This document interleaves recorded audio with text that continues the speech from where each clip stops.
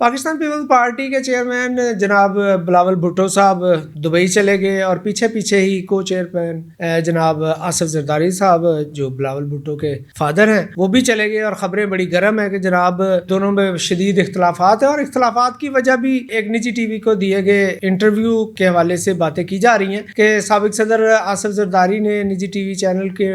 Interview میں کچھ ایسی باتیں کہیں، کچھ ایسے سوالات کے جوابات دیے جس کی وجہ سے ایسی افواہیں گردش میں ہیں کہ جناب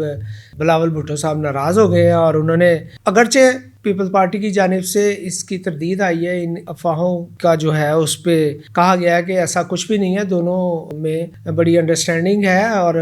سیاسی قیادت کے حوالے سے دونوں کی سوچ میں، مستقبل کی سیاست کے حوالے سے دونوں کی سوچ میں کوئی فرق نہیں ہے، جس کا بہت زیادہ ذکر ہو رہا ہے کہ جناب دونوں دو مختلف ڈائریکشنز میں چل رہے ہیں۔ اس حوالے سے سابق صدر آصف علی زرداری صاحب نے ایک وضاحت بھی کی، انہوں نے کہا کہ چونکہ انٹرویو میں اس چینل میں جب انٹرویو کیا گیا تو اس میں سوالات کچھ ایسے سخت تھے اور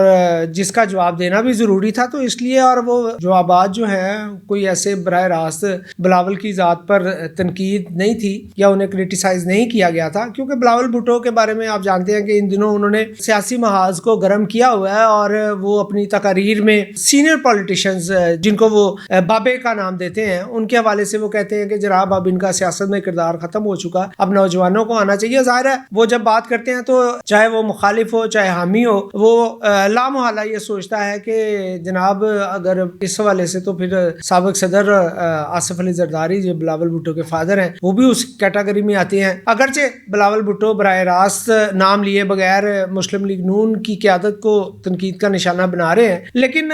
ویورز مزیداری کی بات یہ ہے کہ مسلم لیگ نون کی جانب سے اس تنقید پر کسی قسم کا رد عمل نہیں آ رہا، ان کی قیادت کی جانب سے، ان کی اعلیٰ قیادت کی جانب سے یا دیگر سیاسی رہنماؤں کی جانب سے اس حوالے سے کسی قسم کا کوئی رد عمل نہیں آ رہا، حتیٰ کہ ہم خبریں دیکھتے ہیں جو نچلے لیول کی سیاسی قیادت ہوتی ہے، جو خبریں جو ان کی آتی رہتی ہیں اور جو خبروں میں زندہ رکھتے ہیں خود کو، ان کی طرف سے بھی بلاول بھٹو کی تقریروں کے حوالے سے کوئی اس پہ رد عمل نہیں آ رہا، جسے دیکھ کے ہمیں یہ سمجھ آتی ہے کہ چونکہ پارٹی قیادت نے اس حوالے سے بڑا، میرا خیال ہے ان کو سخت ڈائریکشن دی ہوئی ہیں کہ بلاول بھٹو کی کسی بات پہ رد عمل نہیں دینا، اگرچہ اس میں برا منانے والی بات بھی کوئی نہیں ہے، کیونکہ کوئی بھی نوجوان جو ہے اس کی یہ خواہش ہوتی ہے کہ اسے کھل کر کام کرنے کا موقع دیا جائے۔ بلاول بھٹو چونکہ سیاسی میدان میں ابھی ریسنٹلی میاں شہباز شریف کے دور میں وہ ان کے وزیر خارجہ رہے ہیں اور انہیں قریب سے دیکھنے کا اور کام کرنے کا موقع بھی ملا ہے، میں بھی اس وجہ سے ان کی رائے میں یہ تبدیلی آئی ہو کہ انہوں نے بابوں کے سیاسی کردار کے خاتمے کے حوالے سے بات کرنا شروع کر دی ہے۔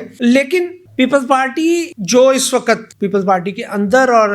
جلسوں میں جو رویہ اختیار کیے ہوئے ہیں، ہمیں دیکھ کر یہ لگتا ہے کہ چونکہ اس وقت ملک میں اپوزیشن ظاہر ہے، پی ڈی ایم کی گورنمنٹ کے بعد ساری جماعتیں اکٹھی حکومت میں تھیں اور اپوزیشن تھی کوئی نہیں، اور جو امکان تھا کہ جو سابقہ حکومت ہے پی ٹی آئی کی، ممکن ہے اگر اس کے حوالے سے کچھ نرمی اختیار کی جاتی تو وہ ایک زبردست اپوزیشن کے طور پہ سامنے آتی، لیکن چونکہ اس کی قیادت اس وقت پابند سلاسل ہے، مختلف مقدمات ہیں اور ان کی سماعتیں بھی جاری ہیں، اور اس حوالے سے دیگر جو ان کی سیاسی قیادت ہے وہ بھی اس طرح اب پی ٹی آئی کا نام لینے سے گریزاں ہیں یا ساتھ دینے سے گریزاں ہیں، تو ہمیں یہ لگتا ہے کہ پاکستان پیپلز پارٹی اور پاکستان مسلم لیگ نون نے میوچل انڈرسٹینڈنگ سے کہیں نہ کہیں یہ طے پایا ہے کہ بہرحال ملک میں چونکہ اپوزیشن کا کردار کسی کو ادا کرنا ہے اور آئندہ الیکشن بھی ہیں، اور اس حوالے سے اپوزیشن کے بغیر اگر انتخابات ہوتے ہیں یا ایک ایسی پارٹی جس کے بارے میں یہ سوچا جا رہا ہے کہ جناب وہ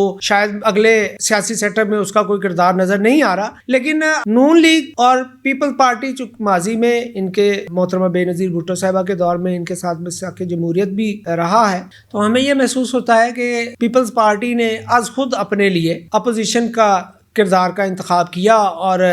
بلاول بھٹو اسی کردار کو نبھانے کی کوشش کر رہے ہیں، اور نون لیگ کی جانب سے اس لیے اس پہ کوئی رد عمل نہیں آ رہا کیونکہ ان کے حوالے سے یہ چیزیں کچھ ایسی کہی جا رہی ہیں کہ چونکہ ان پر مہربان ہیں کچھ مہربان طاقتیں اور لیول پلینگ فیلڈ جس کی بات کی جا رہی ہے، اب تو نون لیگ کی قیادت نے بھی اور نون لیگ کے لوگوں نے بھی لیول پلینگ فیلڈ کی باتیں شروع کر دی ہیں، اس حد تک انہوں نے رد عمل دیا ہے کہ یہ تاثر دے سکے کہ جناب وہ ووٹ کی طاقت سے آنا چاہ رہے ہیں اور ووٹ کی طاقت سے آئیں گے، نہ کہ ماضی کی طرح اسٹیبلشمنٹ کی مہربانی سے آئیں گے۔ دیکھتے ہیں 8 فروری 2024 کے انتخابات میں کون سی پارٹی سیاسی میدان میں مارکا مارتی ہے۔ لیکن جہاں تک پیپل پارٹی کی بات ہے تو پیپل پارٹی کا سندھ کے بغیر گزارا نہیں۔ جو سمجھ آ رہی ہے وہ یہ ہے کہ پیپل پارٹی نے یہ رویہ اس لیے اختیار کیا ہے کہ کم از کم